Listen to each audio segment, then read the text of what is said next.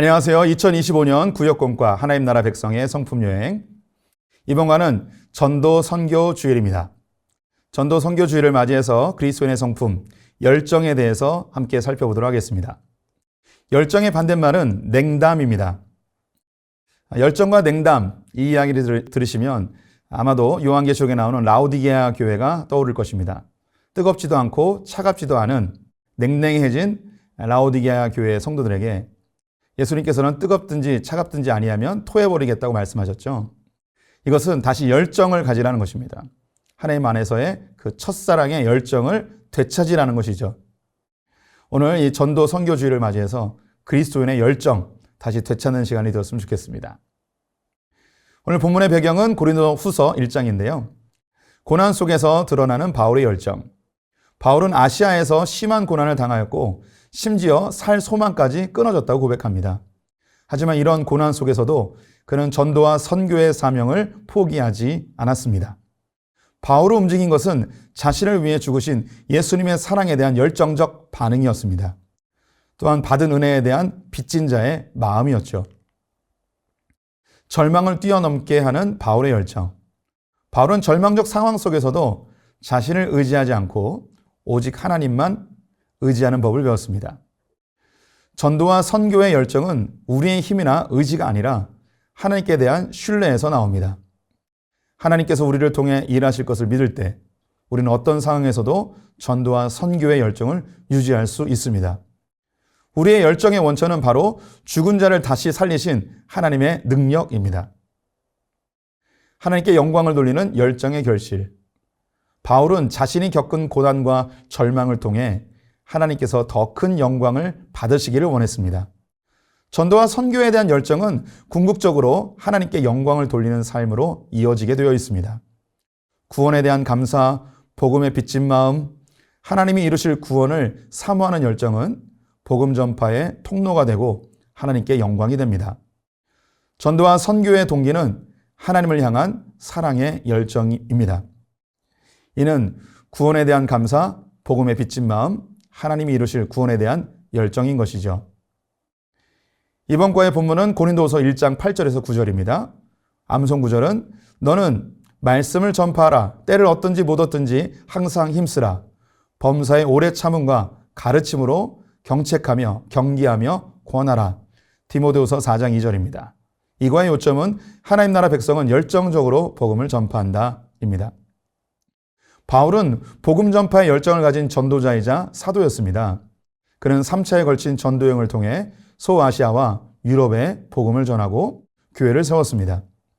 전도 여행 중 혹독한 고난을 당하기도 하였지만 하나님을 향한 믿음과 복음 전파의 열정으로 극복하였습니다.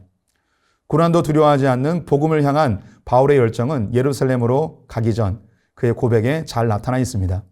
내가 달려갈 길과 주 예수께 받은 사명 곧 하나님의 은혜의 복음을 증언하는 일에 일을 마치려 하면은 나의 생명조차 조금도 귀한 것으로 여기지 아니하노라. 본문 안에서 세 가지 질문을 나눠봅시다. 첫 번째, 바울은 아시아에서 어느 정도의 고난을 당했습니까?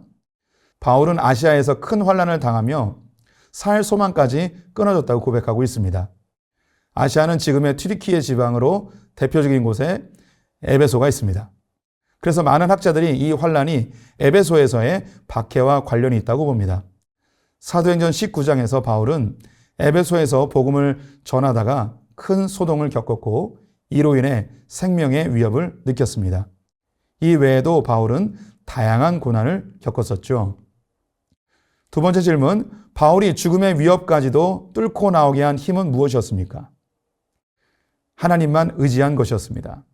여러 고난과 위험이 바울의 복음 전파의 열정을 꺾을 수 없었습니다.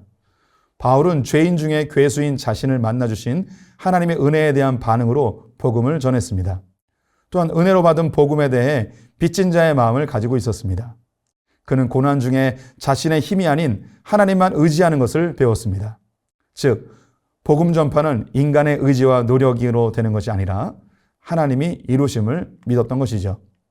세 번째 질문, 바울이 의지한 하나님의 구체적인 사역은 무엇이었습니까? 죽은 자를 다시 살리는 것이었습니다. 바울은 죽음의 위협 속에서도 복음 전파의 열정을 포기하지 않았습니다. 이것은 자신의 힘이 아닌 하나님을 의지하였기 때문입니다. 구체적으로 죽은 자를 다시 살리시는 하나님을 의지한 것입니다. 바울은 죽은 자를 살리시는 부활신앙을 소유하고 있었습니다. 그래서 그는 이는 내게 사는 것이 그리스도니 죽는 것도 유익함이라 라고 고백합니다. 전도 선교 주일의 열정과 관련된 묵상 이야기 하나 나눠보겠습니다. 영화 창끝의 실제 주인공이었던 짐 엘리엇은 에콰도르 아마존 정글에서 복음을 전하다가 아우카족에 의해 동료 선교사 4명과 함께 순교당한 미국의 선교사입니다. 그의 죽음은 미국 사회에 큰 충격을 주었을 뿐만 아니라 비난의 대상이 되었습니다. 그런데 놀라운 것은 이 사건 이후 그들의 아내들이 다시 아우카족에게로 들어가 복음을 전한 것입니다. 결국 부족민족 일부가 기독교로 개종하였습니다. 더 놀라운 것은 선교사들을 죽인 아우카족의 전사 민카에가 목회자가 된 것입니다. 짐 엘리엇과 그의 아내의 복음에 대한 열정은 죽음도 가로막지 못했습니다. 그래서 성도님들, 하나님께서 우리를 구원하신 그 사랑에 대한 반응으로 복음 전파의 열정을 다시 되찾았으면 좋겠습니다. 내가 아는 복음의 열정적인 사람을 소개해 봅시다. 하나님을 향한 사랑의 열정으로 전도해 봅시다. 그리고 복음 전파를 위한 열정적 실천의 사례를 나누어 봅시다. 우리 모든 성도님들이 차지도 뜨겁지도 않는 그 신앙이 아니라 하나님 안에서 구원의 능력으로 열정을 되찾는 모든 성도들 되시기를 주님의 이름으로 축원드립니다. 감사합니다.